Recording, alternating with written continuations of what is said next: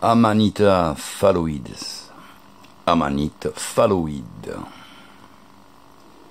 Le calice de la mort, on le surnomme ainsi. Attention, apprenez bien à reconnaître ce champignon.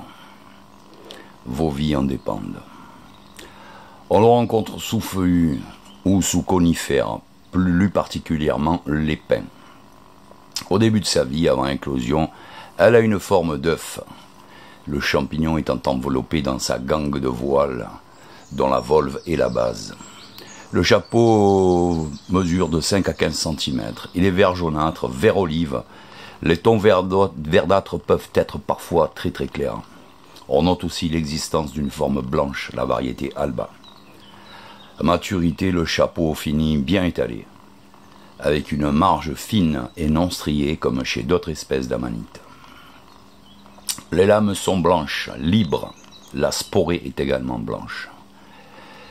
Le stipe blanchâtre à vert olive clair, ou suivant généralement les tons du chapeau, en plus clair aussi. Il est chiné, comme on le voit ici, ce stipe. La chair est blanchâtre, ferme, et dégage une odeur de rose fané.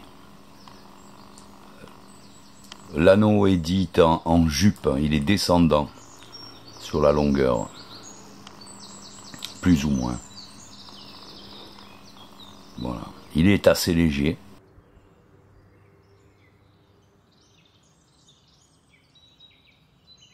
Et on voit bien ici le pied chiné. La volve dite en sac est blanche avec des reflets verdâtres à l'intérieur.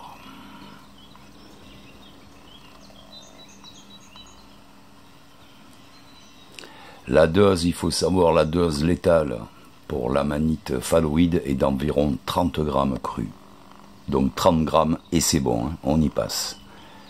Le principal constituant toxique est l'alpha-amanitine, qui endommage le foie et les reins, souvent de manière fatale et irréversible. Environ 17% des intoxications évoluent vers le décès du patient. Grâce au progrès de la science, la réanimation a amélioré le pronostic de l'intoxication, qui reste cependant une intoxication très grave. Voilà les amis. Je vous dis à très bientôt et je vous souhaite de très belles découvertes. Attention à ce champignon surtout.